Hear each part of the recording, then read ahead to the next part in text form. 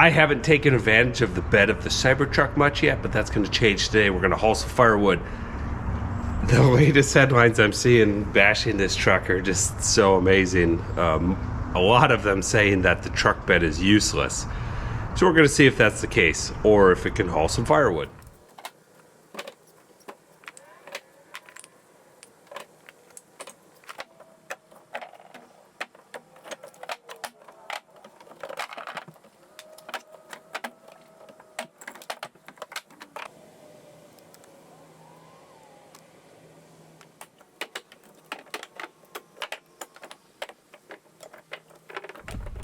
I've talked about this before, but one major advantage to this truck bed is the built-in tonneau cover and the sail panel that it goes to meet the cab elevates the level of that tonneau cover significantly greater than any other truck with a flat bed rail.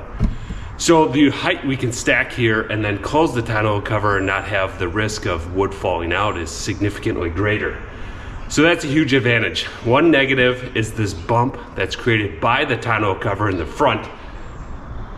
We've got our front row there, and then we start hitting that bump out, and then it messes up our stacking. So I think if I were to do this again, I'd run the stacking front to back.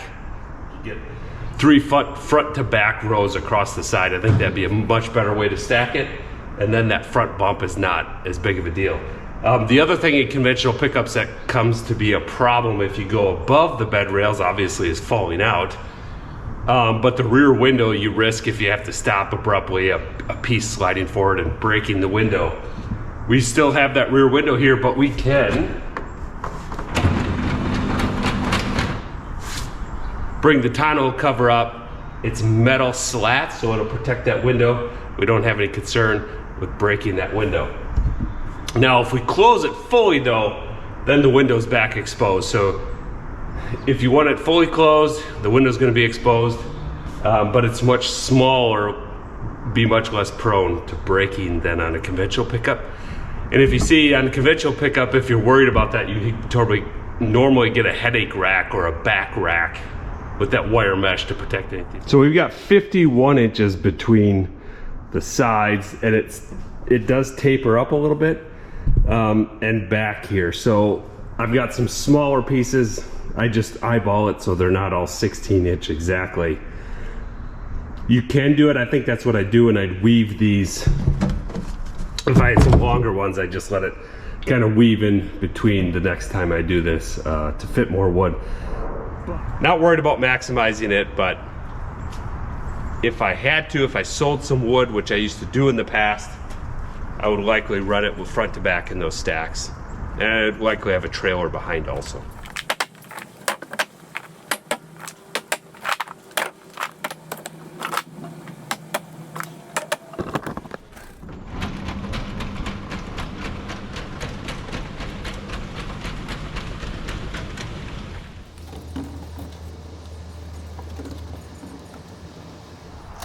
All right, we dropped our wood off, all unloaded. I don't think it made any scrapes or scratches in the plastic bed, but let's blow this out and take a look at it.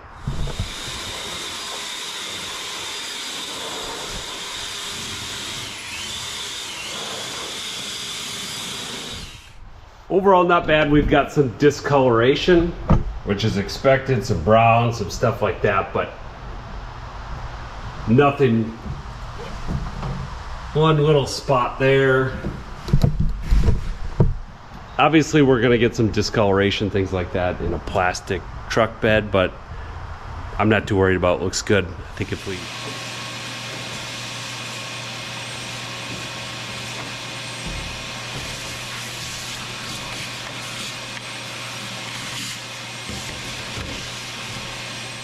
So we did get some wood debris down in these pockets and the hinge areas, but we do have a rubber gasket that seals around the opening, so it kept that nice and clean. But just with features like this, anytime you separate or have a crack in the bed, obviously debris and dust and dirt is going to get into those areas. So it's nice having this, but again, it's a little bit more cleanup if you put stuff like wood in the truck bed. Seeing this area right here, if we take a look, there is a hole that goes into the bodywork here, and it's sealed below. There's no way to get into that void, so if you have debris or if you haul rocks or gravel and it gets into this gap of the tailgate and then you close the tailgate, it dumps it into there and there's no way to get it out unless you take the bumper off and clean it out in there. So I vacuumed out these areas. This gap here is notorious on all pickup trucks to hold dirt. So I'm loading up firewood again. This time I am using the 3 rows front to back. So far it's going a lot better. I've got the tonneau up just enough to cover the window, so we're not going to worry about any logs going forward through the window. We're going to load this thing up and see how it handles it.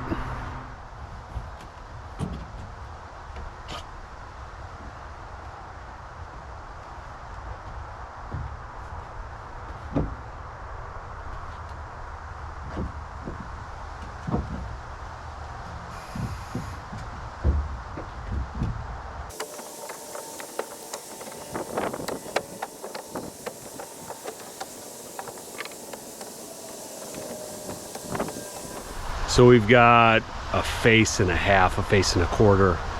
Be conservative, we'll say a face and a quarter. Handles it perfectly. We'll see if you overload it, it does give you part of the suspension system. It can kind of weigh itself and determine if the payload is over the 2,500 pound capability. I don't think we're there, but it'll give us a note on the screen if we are, but obviously handles it quite well.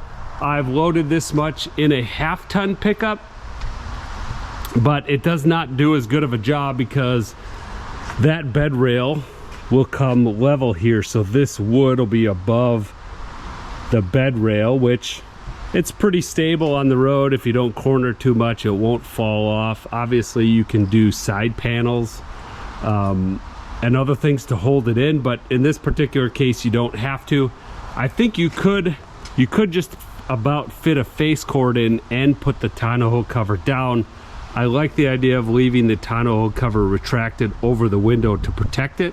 Now I've got no concerns with it being broken, and wind doesn't really matter on this. So we're gonna roll like this. Shouldn't be a problem. Excellent job at hauling wood, I think. And I think this refutes the headlines. Oh, that truck bed can't be used like a truck. That's a non-usable or less usable truck bed. I don't know where people get that. Clearly, it can haul a lot of wood. Didn't spit any of it out, didn't reject it, didn't fall through. I'd say it's a usable truck bed.